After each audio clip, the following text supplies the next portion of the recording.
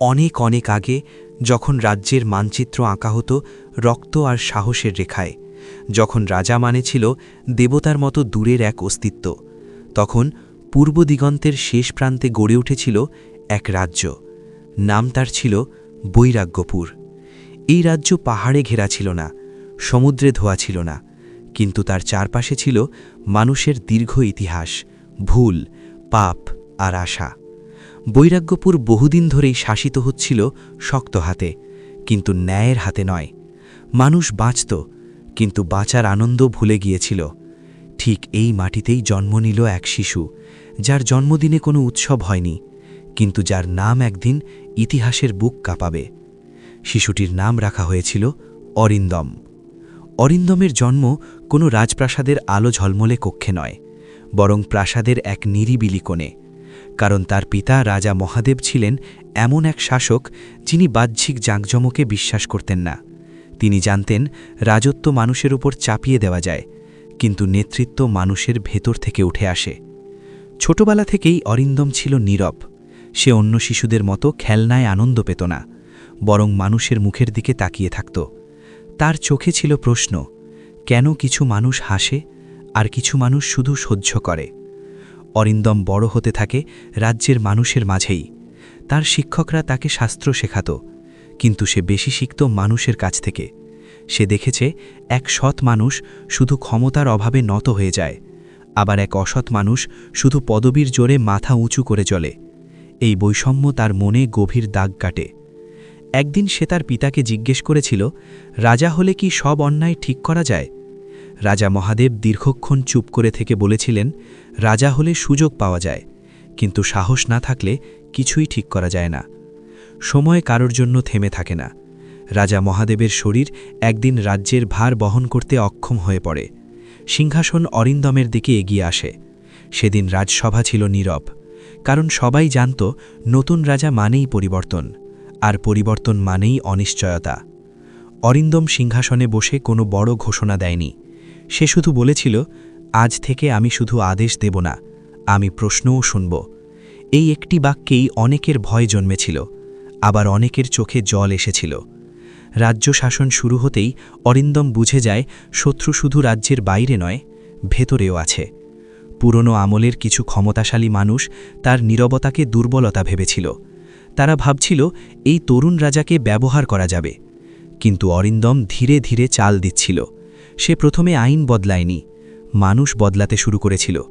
সে বিচারকদের জবাবদিহির আওতায় আনে, রাজকর্মচারীদের হিসাব চায়, আর সবচেয়ে বড় কথা, সে নিজে ছদ্মবেশে রাজ্য ঘুরতে শুরু করে। এক রাতে সে এক গ্রামে গিয়ে দেখে এক বৃদ্ধ কৃষক তার জমি হারিয়ে পথে বসেছে। কোনো নথি নেই, কোনো সাক্ষী নেই। অরিন্দম সেই রাতেই তার পাশে বসে ভাত খেয়েছিল। পরদিন রাজদরবারে সেই বৃদ্ধকে এনে বিচার হয়। প্রথমবারের মতো একজন রাজা নথির চেয়ে মানুষের কথা বেশি গুরুত্ব দেয়। সেই দিন থেকেই বৈরাগ্যপুরে ফিসফাস শুরু হয়, এই রাজা আলাদা। কিন্তু আলাদা হওয়ার মূল্য দিতে হয়। পার্শ্ববর্তী শক্তিশালী রাজ্য নীলকান্তপুর এই পরিবর্তন ভালো চোখে দেখেনি। তারা বুঝে যায়, যদি বৈরাগ্যপুর শক্ত হয় তবে তাদের আধিপত্য ভেঙে পড়বে। গোপনে শুরু হয় ষড়যন্ত্র, সীমান্তে অশান্তি, আর রাজ্যের ভেতরে বিশ্বাসঘাতকতার বীজ বপন। অরিন্দম সব টের পাচ্ছিল, কিন্তু সে তাড়াহুড়ো করেনি। সে জানত সময়ই সবচেয়ে বড় অস্ত্র। বৈরাগ্যপুরের আকাশ তখন অদ্ভুতভাবে ভারী হয়ে উঠছিল।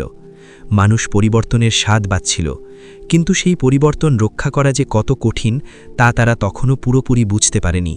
সামনে অপেক্ষা করছিল এমন এক পরীক্ষা যা অরিন্দমকে শুধু রাজা নয়, কিংবদন্তিতে পরিণত করবে, অথবা ইতিহাসের ভিড়ে হারিয়ে দেবে। বৈরাগ্যপুরের আকাশ ভারী হয়ে উঠছিল, শুধু মেঘে নয়, মানুষের মনে জমে ওঠা আশঙ্কায়ও। পরিবর্তন যে আনন্দ দেয় সে কথা সবাই জানে, কিন্তু পরিবর্তন টিকিয়ে রাখতে যে ত্যাগ লাগে তা খুব কম মানুষই বোঝে। অরিন্দম এই ত্যাগের জন্য নিজেকে প্রস্তুত করেছিল নীরবে। সে জানত একদিন এমন সময় আসবে যখন তাকে রাজা হিসেবে নয়, মানুষ হিসেবে সিদ্ধান্ত নিতে হবে, আর সেই সিদ্ধান্তেই নির্ধারিত হবে তার ভাগ্য। রাজ্য জুড়ে সে যে ন্যায়ের বাতাস বলিয়ে দিয়েছিল, তার সঙ্গে সঙ্গে কিছু মানুষের মুখোশ খুলে যেতে শুরু করল। যারা এতদিন ক্ষমতার ছায়ায় বসে অন্যায়কে নিয়ম বানিয়েছিল, তারা বুঝে গেল এই রাজা প্রশ্ন করে, আর প্রশ্নই সবচেয়ে ভয়ঙ্কর। তাদের মধ্যেই ছিল সেনাপতি রুদ্রাক্ষ, যিনি বহুযুদ্ধ জিতেছিলেন কিন্তু ন্যায়ের যুদ্ধে কখনো নামেননি। তার চোখে অরিন্দম ছিল এক আদর্শবাদী যুবক যে রাজনীতি বোঝে না। নীলকান্তপুরের দূতদের সাথে গোপনে তার যোগাযোগ শুরু হয়। কথা হয় সীমান্তের অশান্তি বাড়ানো নিয়ে, কথা হয় এক রাতের অন্ধকারে ইতিহাস বদলে দেওয়া নিয়ে। অরিন্দম এসব পুরোপুরি জানত না, কিন্তু তার মন অকারণে ভারী হয়ে থাকত। এক সন্ধ্যায় সে প্রাসাদের ছাদে দাঁড়িয়ে সূর্যাস্ত দেখছিল। সূর্য ডুবে যাচ্ছিল, কিন্তু আকাশ লাল হয়ে উঠছিল, ঠিক মানুষের রক্তের মতো। সে মনে মনে ভাবল, রাজ্য কি আবার সেই পুরনো পথে ফিরে যাবে? ঠিক তখনই প্রাসাদের এক কিশোর দাস ছুটে এসে জানালো, সীমান্তের এক গ্রামে আগুন লেগেছে, মানুষ পালাচ্ছে। অরিন্দম এক মুহূর্ত দেরি না করে রওনা দিল। গ্রামে পৌঁছে সে যা দেখল তা তার বুকের ভেতরটা মোচড় দিয়ে দিল। পোড়া ঘর, কান্নার শব্দ আর ছাইয়ের ভেতর দাঁড়িয়ে থাকা মানুষ, যাদের চোখে ভয় নেই, আছে ক্লান্তি। এক বৃদ্ধা তার দিকে তাকিয়ে শুধু বলল, বাবা, আমরা আর কতবার সব হারাব? অরিন্দম সেই মুহূর্তে রাজা ছিলেন না, ছিলেন একজন ছেলে যে উত্তর খুঁজে পাচ্ছিল না। সে বৃদ্ধার পায়ে হাত দিয়ে বলল, এটাই শেষবার হবে, আমি কথা দিচ্ছি। এই ঘটনার পর অরিন্দম আর অপেক্ষা করল না। সে বুঝে গেল, ন্যায় শুধু রক্ষা করলে হয় না, ন্যায়কে রক্ষা করার শক্তিও গড়তে হয়। সে সেনাবাহিনীকে নতুনভাবে সংগঠিত করল, কিন্তু শুধু অস্ত্র দিয়ে নয়, শিক্ষা আর শপথ দিয়ে। সে বলল, তোমরা শুধু সীমান্ত পাহারা দেবে না, মানুষের ঘুম পাহারা দেবে। এই কথা সৈন্যদের হৃদয়ে গেঁথে গেল। তারা প্রথমবার বুঝল, যুদ্ধ শুধু রাজ্যের জন্য নয়, মানুষের জন্য। কিন্তু বিপদ তখন আরও কাছে। নীলকান্তপুর প্রকাশ্যেই সীমান্তে সৈন্য জড়ো করতে শুরু করল। দূত পাঠিয়ে তারা বলল, বৈরাগ্যপুর নাকি দুর্বল হয়ে গেছে, তাই তাদের সুরক্ষার প্রয়োজন। এই মিথ্যা সৌজন্যের আড়ালে ছিল গ্রাস করার লোভ। রাজদরবারে উত্তেজনা ছড়িয়ে পড়ল। কেউ বলল যুদ্ধ অনিবার্য, কেউ বলল মাথা নত করাই ভালো। অরিন্দম সবার কথা শুনল, কিন্তু কোনো তাড়াহুড়ো করল না। সে জানত, ভুল সিদ্ধান্ত এক মুহূর্তে ইতিহাস বদলে দিতে পারে। সেই রাতে অরিন্দম একা বসেছিল। তার সামনে ছিল রাজ্যের মানচিত্র, কিন্তু তার চোখে ভাসছিল গ্রামের সেই বৃদ্ধার মুখ। সে বুঝল, যদি সে ভয় পায় তবে এই মানুষগুলোর আর কোনো আশ্রয় থাকবে না। ভোরের আলো ফুটতেই সে সিদ্ধান্ত নিল, বৈরাগ্যপুর মাথা নত করবে না, কিন্তু অন্ধশক্তিতেও ঝাঁপাবে না। সে নীলকান্তপুরে শান্তির প্রস্তাব পাঠাল, কিন্তু সেই প্রস্তাব ছিল দৃঢ়, অন্যায়ের সাথে কোনো আপোষ নয়। এই সিদ্ধান্ত অনেকের পছন্দ হল না। সেনাপতি রুদ্রাক্ষ তখনই তার আসল রূপ দেখাতে শুরু করল। সে সৈন্যদের মধ্যে গুজব ছড়াল, রাজা নাকি যুদ্ধ এড়িয়ে পালাতে চায়। এই বিষ ধীরে ধীরে ছড়িয়ে পড়ছিল। অরিন্দম যখন খবর পেল, তখন পরিস্থিতি জটিল।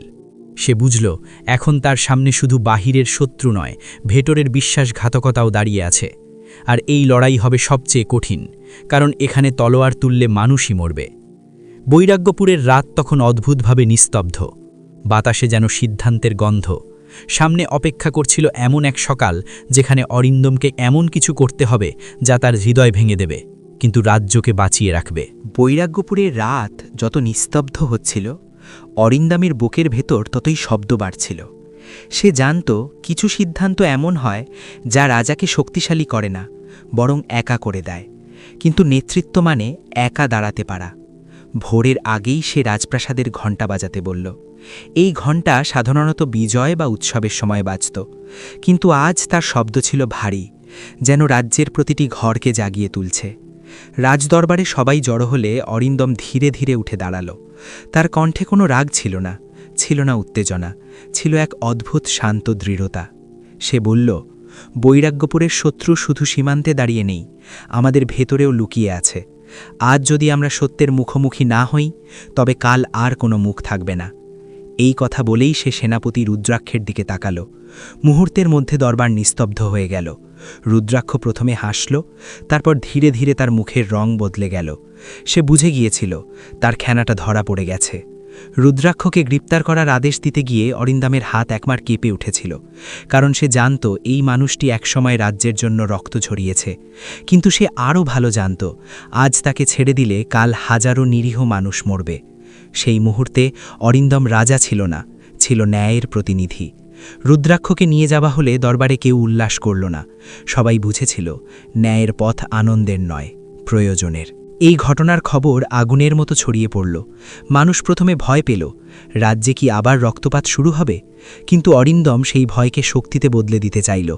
সে নিজে বেরিয়ে পড়ল রাজ্যের পথে পথে। গ্রামে, হাটে, নদীর ধারে সে মানুষকে বলল, আমি তোমাদের সাথে আছি, আর যতদিন আমি আছি অন্যায় এখানে শিকড় গাড়তে পারবে না। তার এই উপস্থিতি মানুষের মনে সাহস ফিরিয়ে আনল। তারা বুঝল এই রাজা দূরের নয়।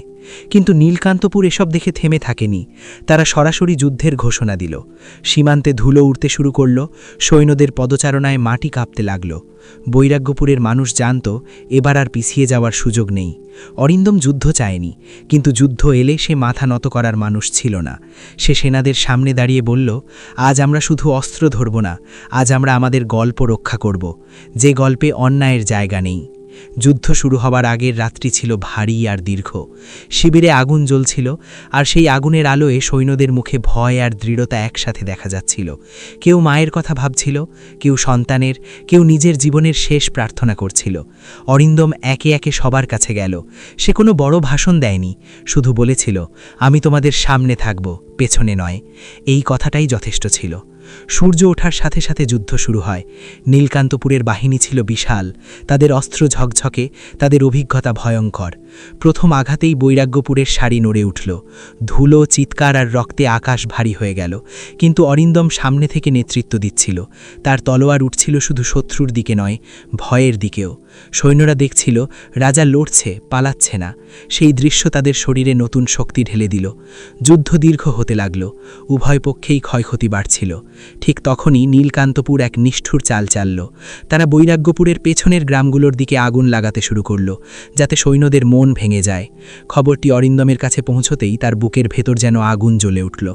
সে বুঝে গেল এখন তার সামনে এমন এক সিদ্ধান্ত, যুদ্ধক্ষেত্রে থাকা নাকি পেছনে ফিরে মানুষ বাঁচানো। দুই দিকেই ক্ষতি, দুই দিকেই দায়। এই মুহূর্তেই অরিন্দম সত্যিকারের পরীক্ষার মুখোমুখি দাঁড়াল। এই মুহূর্তেই অরিন্দম সত্যিকারের পরীক্ষার মুখোমুখি দাঁড়াল। সে জানত যদি সে যুদ্ধক্ষেত্র ছেড়ে যায় তবে সৈন্যদের মনোবল ভেঙে পড়তে পারে। আবার যদি সে পিছনের গ্রামগুলোর দিকে না যায় তবে নিরীহ মানুষ আগুনে পুড়ে মরবে। সে চোখ বন্ধ করল এক মুহূর্তের জন্য। তার চোখের সামনে ভেসে উঠল সেই বৃদ্ধ কৃষক, সেই কাঁদতে থাকা নারী, সেই শিশু যাদের জন্য সে রাজা হয়েছিল। পরক্ষণেই সে তলোয়ার নামিয়ে নিল। সে সেনাপতিদের বলল, যুদ্ধের দায়িত্ব তোমাদের হাতে, আর মানুষের দায়িত্ব আমার হাতে। এই বলে সে অল্প কিছু সৈন্য নিয়ে ঘোড়া ছুটিয়ে দিল পেছনের গ্রামগুলোর দিকে। গ্রামে পৌঁছে সে যা দেখল তা ভাষায় বর্ণনা করা কঠিন। আগুনে জ্বলছে ঘর, ধোঁয়ায় ঢেকে গেছে আকাশ, আর মানুষের চিৎকার বাতাস ছিঁড়ে দিচ্ছে। অরিন্দম নিজ হাতে মানুষকে আগুন থেকে টেনে বের করল, শিশুদের কাঁধে তুলে নিরাপদ স্থানে পৌঁছে দিল। সে নিজে আহত হল, কিন্তু থামল না। সেই দৃশ্য দেখে নীলকান্তপুরের সৈন্যদের অনেকেই থমকে গেল। তারা বুঝতে পারল তারা এমন এক রাজার বিরুদ্ধে লড়ছে যে সিংহাসনের চেয়েও মানুষের জীবনকে বড় মনে করে। এই ঘটনার খবর যুদ্ধক্ষেত্রে পৌঁছতেই বৈরাগ্যপুরের সৈন্যদের মধ্যে নতুন আগুন জ্বলে উঠল। তারা বুঝল তাদের রাজা পিছনে নয়, মানুষের সামনে দাঁড়িয়ে আছে। তারা শেষ শক্তি দিয়ে ঝাঁপিয়ে পড়ল। দীর্ঘ ও রক্তক্ষয়ী লড়াইয়ের পর নীলকান্তপুরের বাহিনী পিছু হটতে বাধ্য হল। তাদের রাজা পরাজয় স্বীকার করল। যুদ্ধ শেষ হল, কিন্তু বাতাসে তখনও ধোঁয়ার গন্ধ আর নিঃশ্বাসের ভার রয়ে গেল। অরিন্দম বিজয়ীর বেশে রাজধানীতে ফিরল না। সে ফিরল আহত মানুষের সাথে, বিধ্বস্ত গ্রামগুলোর সাথে।